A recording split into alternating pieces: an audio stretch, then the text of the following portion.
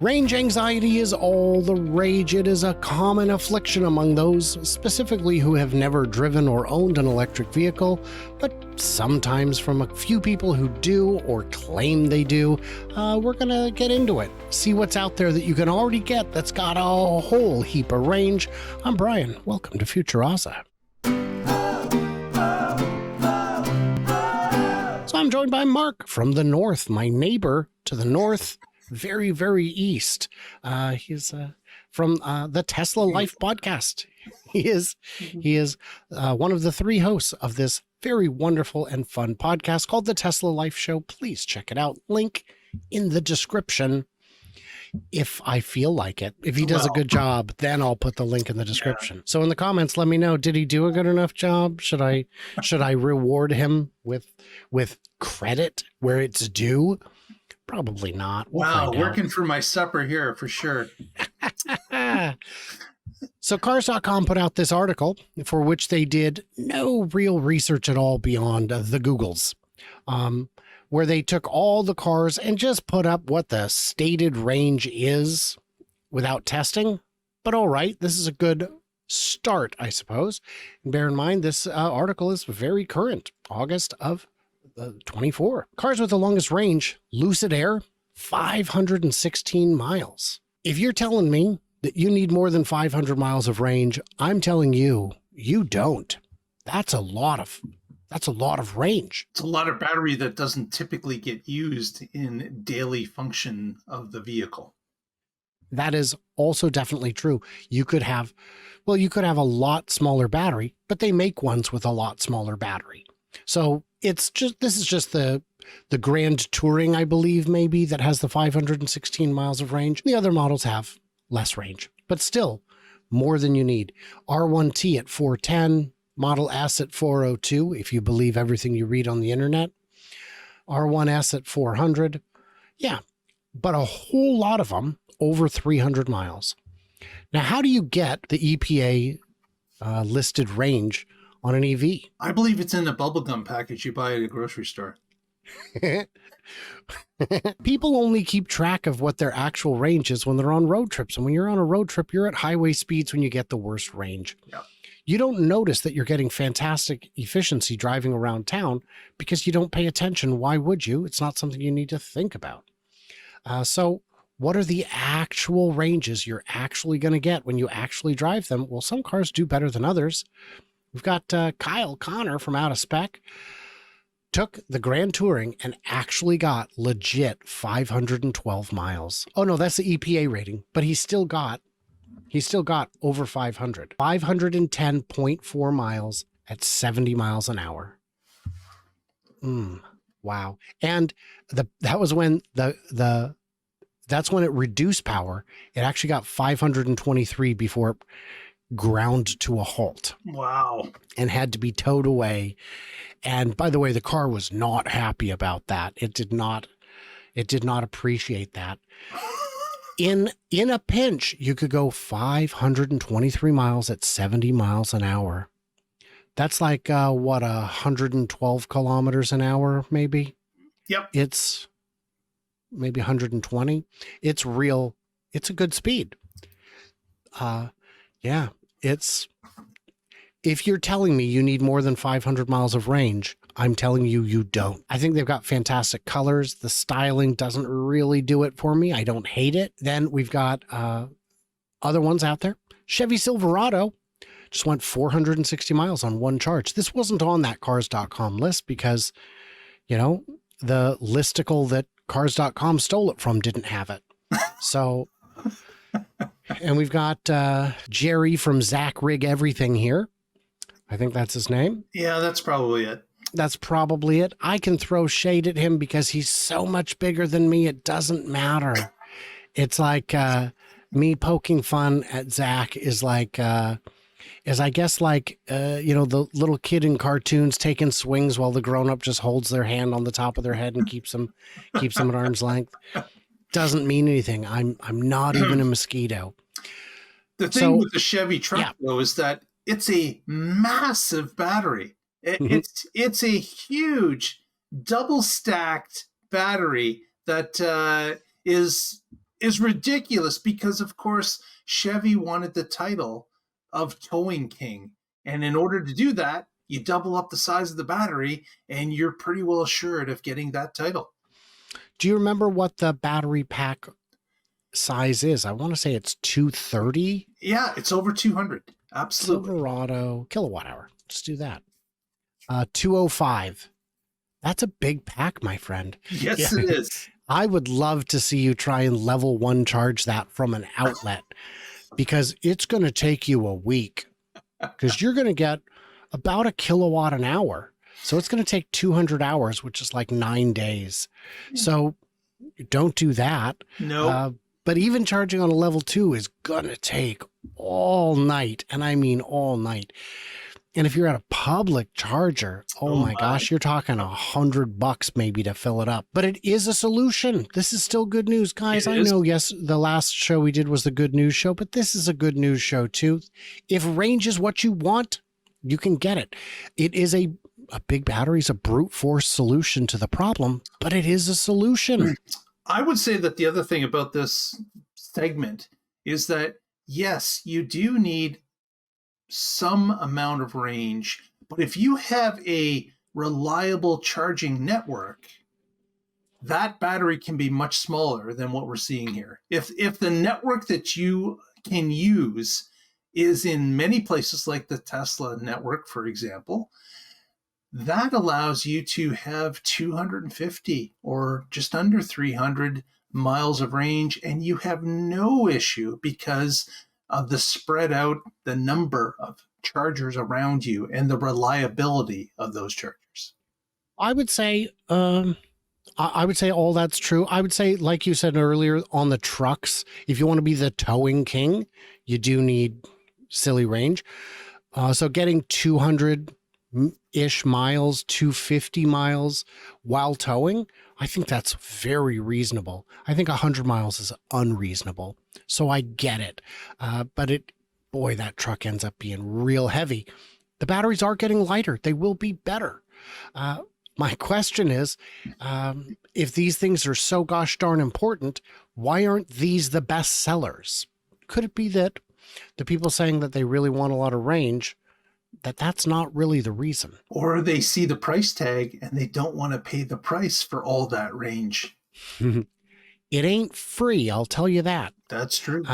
Earlier this week, I posted on X saying, we've reached price parity. What's it going to take for people to actually start buying EVs?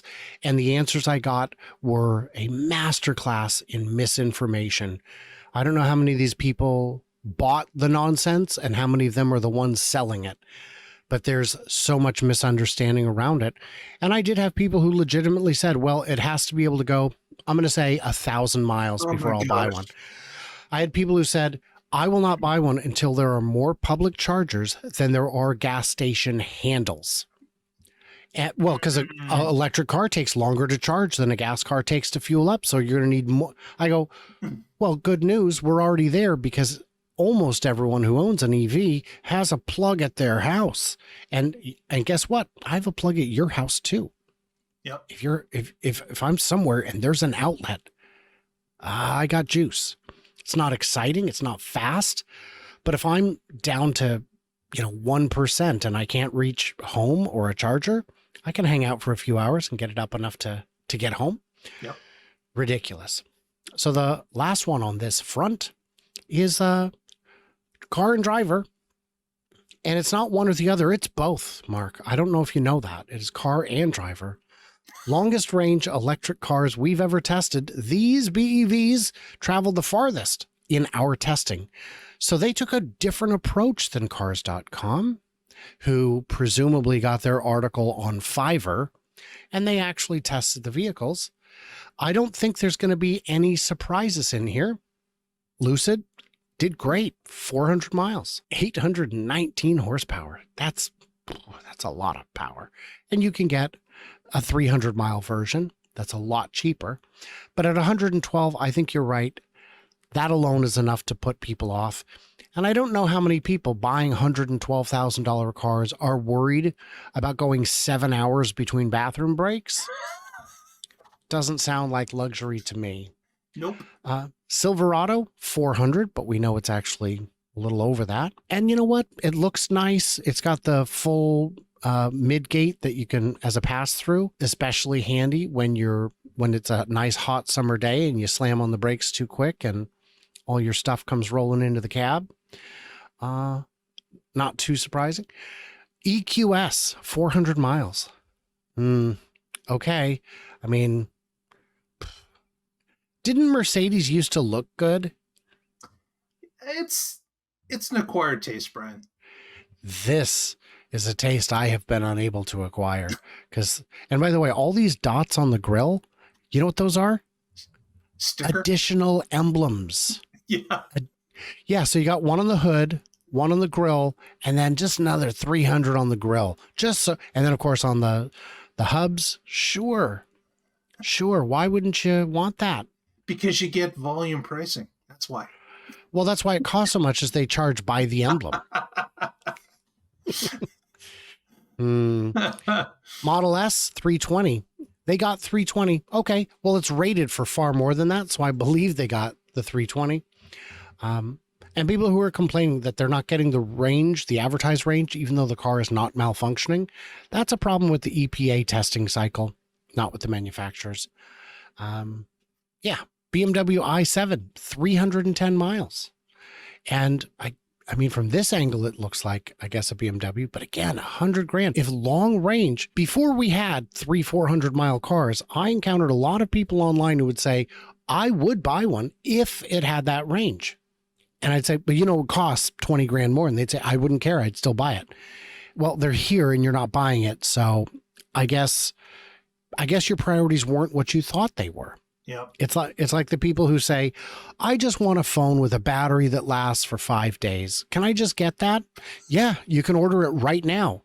It's as thick as your thumb. Well, I guess I don't want that. Yeah, you don't. No one does. That's why they don't sell very many.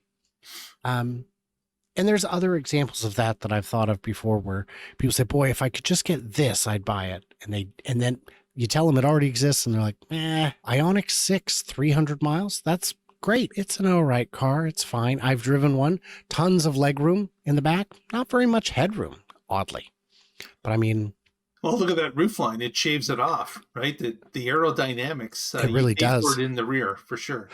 I like the way this reflection on this back quarter glass here makes it look like someone smashed it in. And the Ioniq 6 may start at 38,000, but it builds up from there. That's not too bad. 43. Nope, not bad at all. For 300 miles of range. If what you want is range for cheap, and that's, again, 300 isn't the stated range. It's what Car and Driver tested it at. And then down from there, a lot of others. The iX, I test drove one of these at Fully Charged last year. It's a very fun, silly car. And I was like, boy, this is a really good.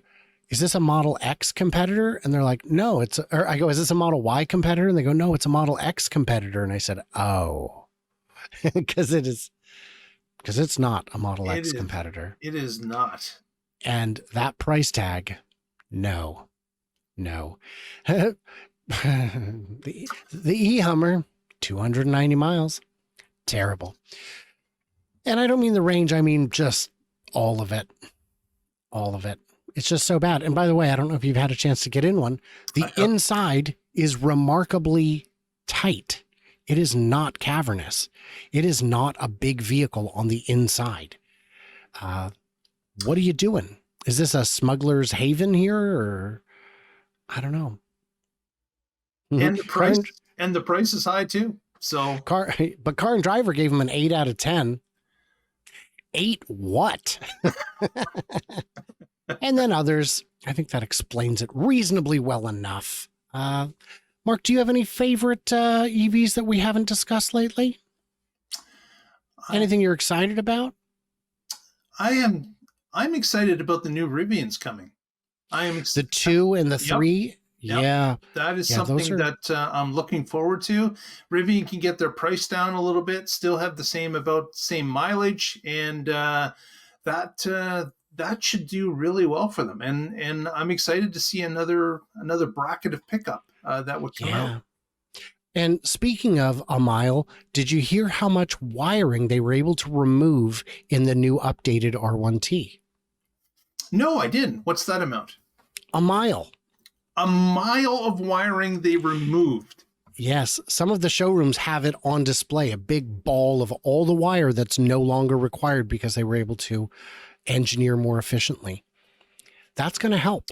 That's going to help. I recently published a video where I got hands-on with a R1S and looked at all the different things that make it so expensive that really don't add enough to the experience. I get that you want it to be a luxury vehicle, you want it to feel premium, but the wood trim is just too nice. The stitching is too nice. There's, stitching on the door panels, on the dash, guys. I want you to survive. I need you to start making some money. Stop giving away the good stuff. It's the best $100,000 truck you can get for 80 grand, and that's got to end. Yeah, they're not going to stay in business long, giving $20,000 away on every vehicle. No, yes, we lose tremendous money, but we do so in outrageous volume. That's worse, you guys. What are we doing? Hey, guys, thanks for hanging out with us. Mark comes back every now and then. But again, in the comments, you got to let me know if he's earned his gruel for the evening. If he's staying or if he's going. Guys, what did we miss? What did we misunderstand? Leave it. And everybody else, like, subscribe, stay tuned and juicy and all that good stuff. And I cannot wait to hear from you clever robots on the next one.